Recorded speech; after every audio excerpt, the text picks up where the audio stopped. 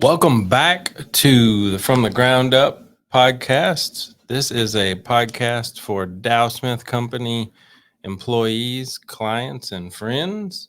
Dow Smith Company is a design builder here in Smyrna, Tennessee, and we focus on commercial, medical facilities, and churches. And today we have the man, the myth, the legend, Dow Smith on with us.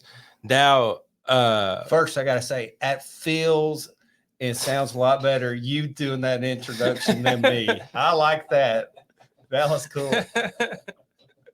Well, I want you on as many times as you can be on. I'm Taylor Loyal. For those who don't know, I'm as Dow is alluding to, the new-ish host of From the Ground Up. But we're gonna have Dow and Joey and other folks from Dow Smith Company on quite a bit on this podcast. And you yourself are also the man, the myth, and the legend in your own right. In my own mind, maybe, but in real world, in real world as well. But so I was gonna ask you, Dow, just to get us going. 31 years ago, when you started this company, did you dream of having 30 employees, hundreds of projects, big important clients, and even a podcast? No. and I mean, it's mind-bending when you put it that way. 31 years ago in the red pickup truck with my hair, my butt on fire, and looking at how we've evolved. So the answer is no. And never my wildlife would I thought we'd have 30 employees, and 30 awesome employees, I should add. And so the answer is no. My heart's so full, my mind's bent on just how great things have been and currently are. What even was the plan back then? As you said, well, you had a little red pickup truck and a few projects, and you were just what was the plan? There was no plan. I mean, I'm 26 years old. You don't know what you don't know. In our flipback, I was unemployable. I mean, there's no way anybody would hire me. So I had zero idea of what to do or how to do it. I knew I had to eat. I knew I had to pay bills. And I was too dumb to know better. Literally, I was not smart enough to know better. So I don't recommend the path to track that to. I don't recommend that to anybody. There's many flaws that I just don't recommend. And just lack of wisdom, lack of life, lack of mentors, lack of coaches. I'm a living example of prevenient grace. I got a lot more given to me than I deserved, and there's a lot of protection from the divine, more than I realize.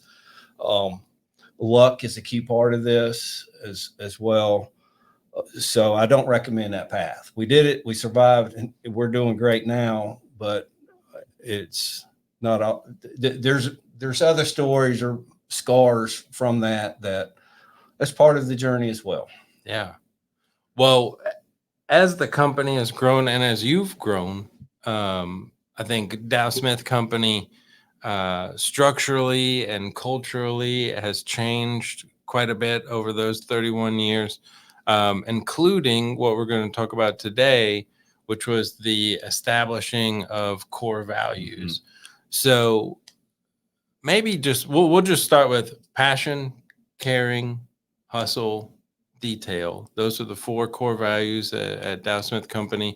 We have Michael Shirley on recently from Family Pet Health, and they have their own core values, which was really interesting to hear from him. But ours are passion, caring, hustle, detail.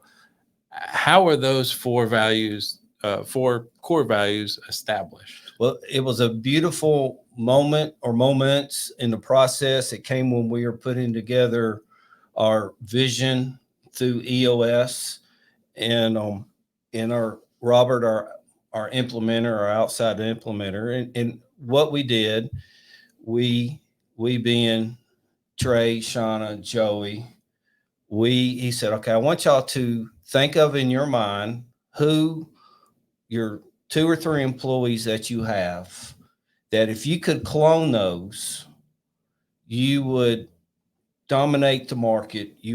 All your problems would probably go away. Your life would be so much easier if you could list those 2 or 3 employees that you wanted to clone. So we did that. We went, took a few moments, listed in our mind, and at that point didn't share. But then he said, okay, now I do want you to share what are those things about those people that they all have in common. With that, also we came up with the names. Like one we all came up with was Bardo. If we could clone Bardo's, it's like we would have no problems at all. And Tell a little bit about Bardo for people who don't know. So I think the maybe possibly the best construction tech in all of Tennessee. I would say maybe in the world. I would say the world, because Bardo is the true master craftsman of everything.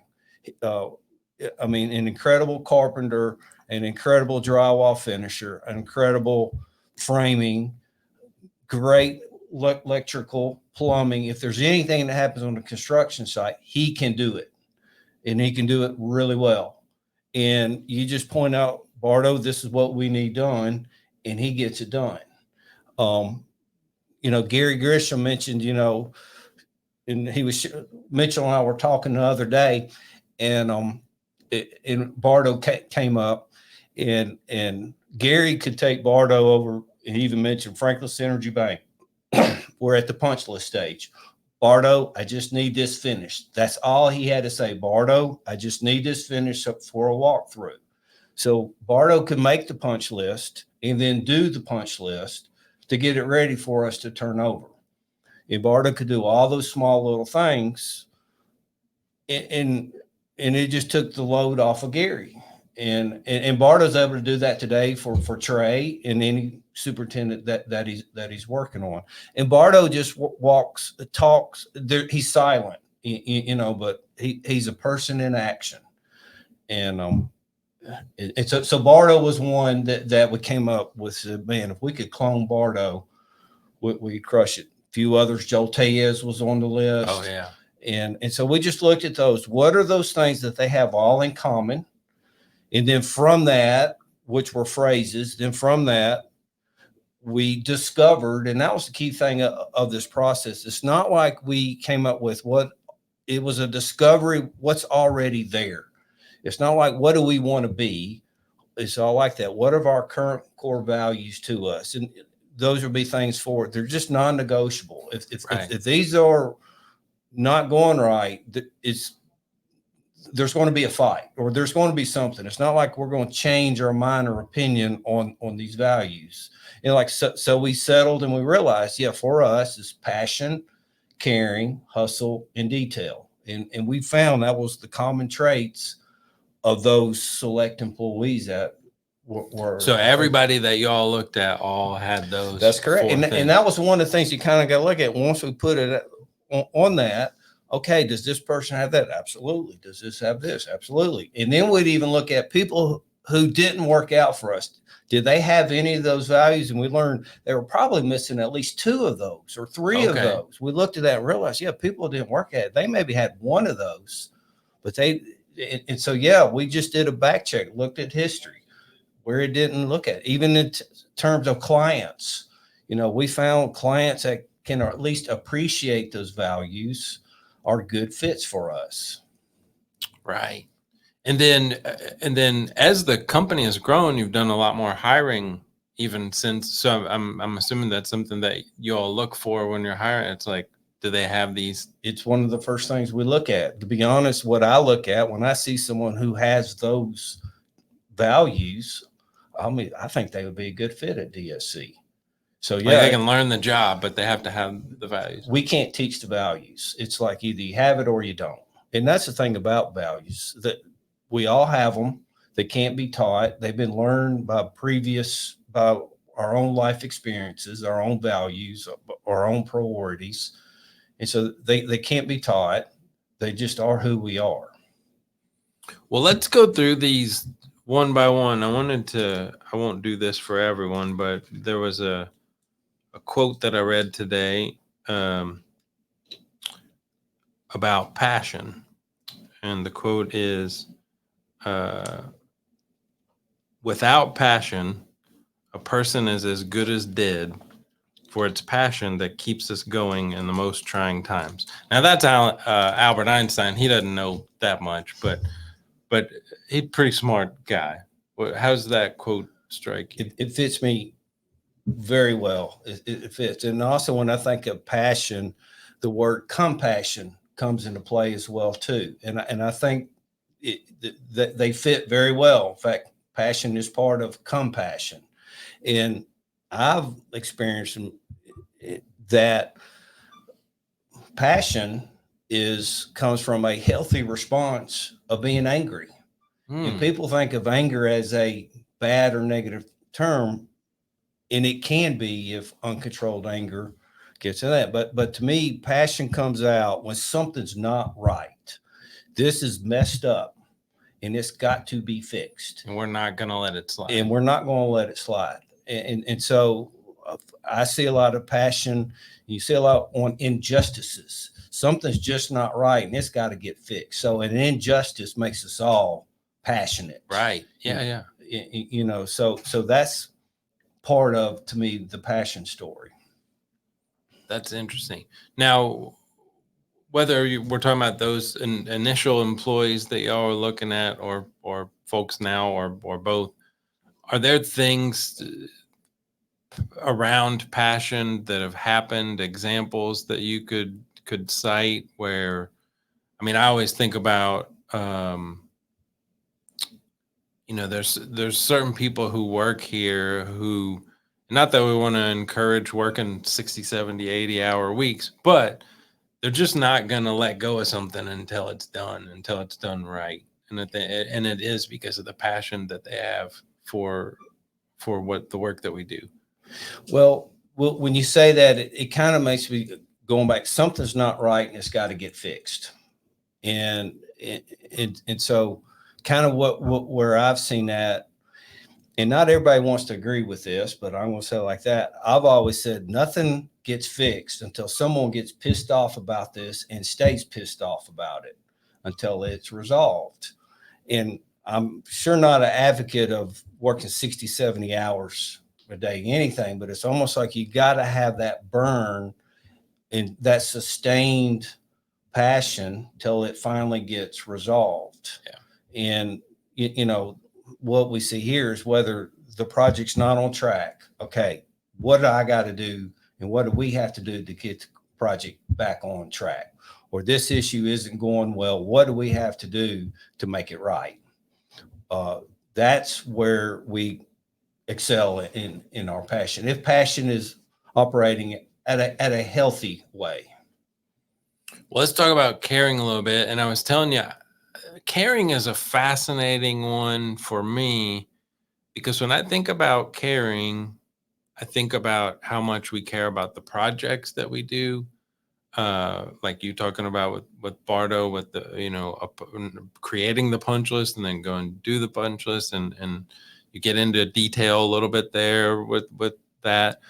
But then also the care that we have for our clients. And you look at, I just think we go to the moon and back for clients. But then also the caring that the company has for its employees. Mm-hmm. And I think that the leadership at Dow Smith Company has for the employees. So maybe talk about those. We could do those one by one, but what do you think about when you think about caring? What I think about caring, and I use the term that's probably used way too much, and I like that. It's love. It's just, how can I love my neighbor, love my coworker, and it's expression of love, and it's also an expression of protection. To me, when you protect somebody, a great way for how I like to show I care is I like to protect them, and as well as if somebody is hurting, how can I show that I care for them? So with that, then how can I help them deal with this hurt that they're going through, or journey with them through that hurt that they're going through? To me, those are parts of caring. It's going through the journey with them. Yeah. And sometimes you have to protect, not you specifically, but I think you have to protect people from themselves too. Like when it comes to employees, I've heard you say a lot, like, I don't know if you have the capacity to do, you've told me, uh, to do all those things. You might have to pick two or three. Well, which then makes you think of the two word self-care. And self-care often can be confused with being selfish, two completely different deals. And you also mentioned capacity. We have to know, what am I capable of doing and what am I capable of not doing? Whether it be, do I have the adequate rest? Do I have the adequate health to properly serve? So care is a whole lot of self-care and knowing our capacity, overextending ourselves. And I've learned firsthand, running around with my hair and my butt on fire doesn't provide sustained results. It doesn't.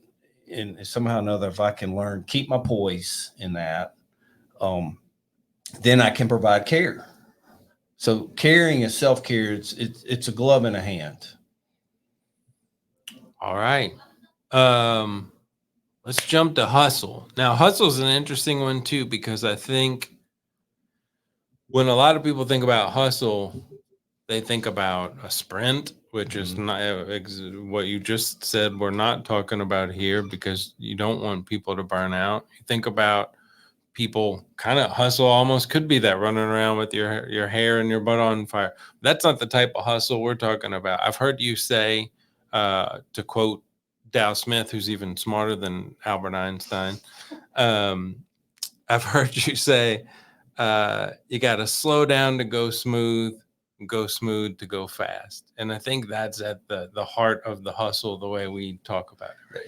And I'm trying to think where I heard that from. I stole that from somebody, and I wish I could think of who gave me credit, who I should give credit for that. But yeah, that's a great example. Slow down to go smooth so you can go fast. And I kind of learned that through the golf swing. Really, that's how I picked that, or that's really how where I've applied it in my golf swing.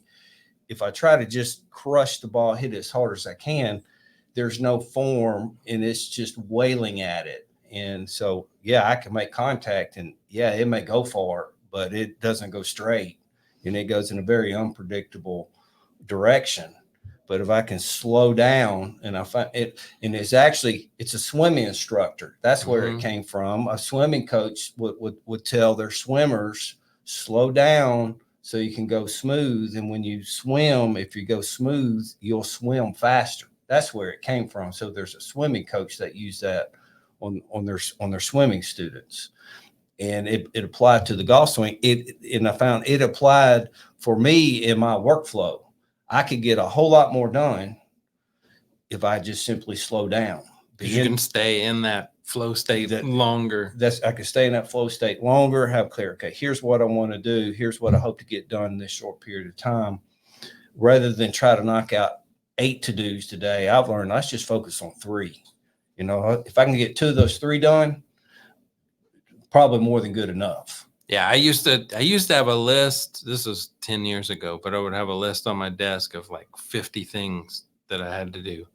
And I would only get 5 of them done, and I'd feel so defeated at the end of the day. You'd be demoralized, wouldn't you? Yeah. So then I just started saying, what are the 5 on here that I have to get done? And then if I could get those, if I was still getting the same amount of work done, but at the end of the day, I felt more energized and more excited to come in the next day and get the rest. And what I've done, I'll now take my top 3.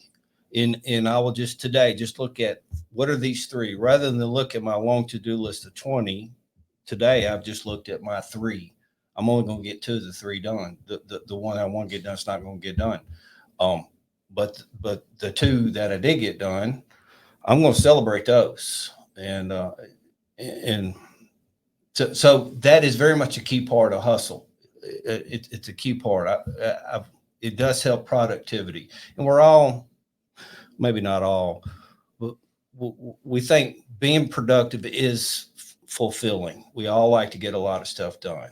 And when we aren't as productive as like to be, our ego or self-esteem tends to take a beating and get bruised. And that's not a good place to be. Yeah.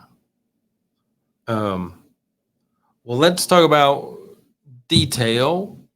You and I have talked a lot about, I think we have people in every position within Dow Smith Company who are just meticulous about what they do.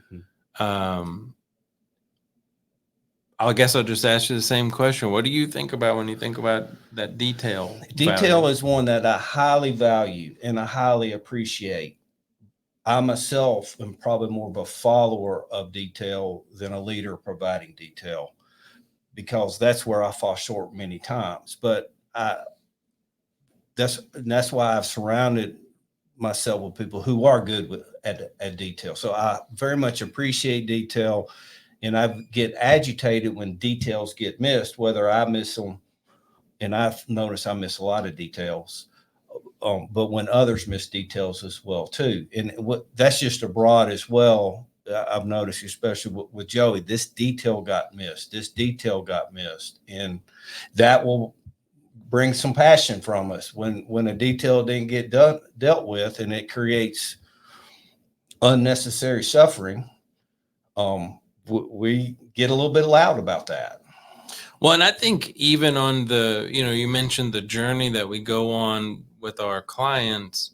One of the things that impressed me from the day I started here was, and a lot of people, unless you're a client, you probably don't know this, but every single Thursday, we send every single client an email with all the details of everything that we've done that week, everything we're going to do the next week, and anything that we need them to make a decision on or that needs to get resolved.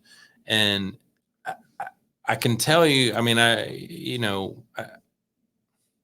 just don't think a lot of companies provide their clients with that much detail. It's very much, well, that part right there is one of our uniques of transparent communication. And we learned, let's just put it all out there and be transparent on how we understand current reality. This really was modeled by Joey. Joey is the ultimate transparent communicator. He's the bedrock of that, of that uniqueness, and that spread throughout. And so we're very transparent in our communication. That's part of our uniques. And so though it's not a value, so to say, it very much connects to what we do value. Right. Well, and even now to the point where we're doing post-mortem discussions after every project, and even asking clients, was there anything we could have done better?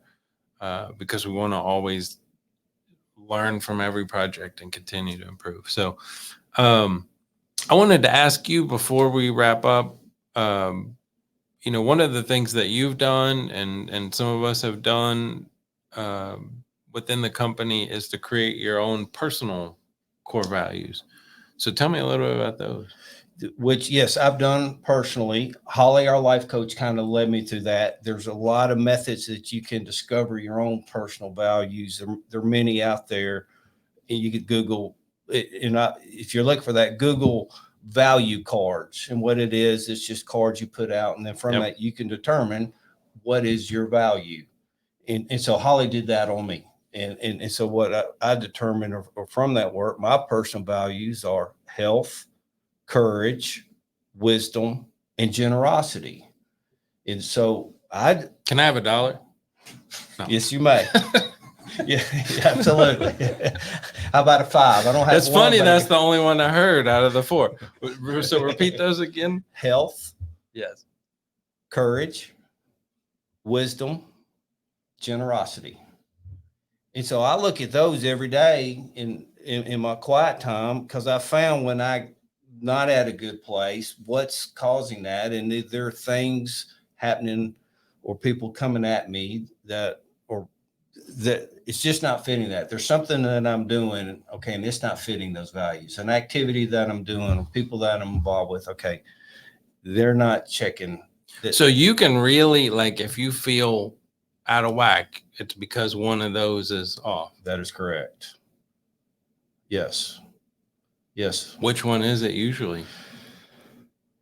They're all about equal. That's a good question. I would say they're equal on that. Of It could just be any of them. That's correct.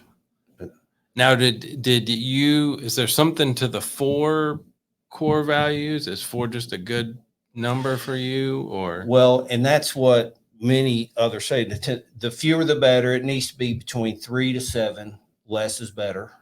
I picked 4 just because I couldn't decide which of those that I want to leave off. They kind of recommend 3, but I said, man, there's no way I could knock any of those off. So what I've done and been taught, highly recommend, identify what your top 3 to 5 are. Gotcha. 10's too big of a list, and 3 to 5 is a very manageable, focused list. Cool. Well, this has been awesome. I'm so glad that the podcast is back. I'm so glad that you're here today and we're having this discussion. And for listeners, I would just encourage you, keep listening. We're going to try to keep doing more good podcasts with Dow Smith clients and employees and friends. And if you want more information on us, check us out on dowsmith.com, Facebook, Instagram, LinkedIn. We've got like 19 followers on Twitter/X. So if you want to follow us there, we'd be really appreciated. We need another Twitter follower. Yeah, we need one more X follower would be great. Yeah. But no, we do most of our best work probably on Facebook and Instagram. But yeah, check us out, give us a follow. And again, Dow, appreciate you being on today. Taylor, thank you so much for being Taylor. Thank you.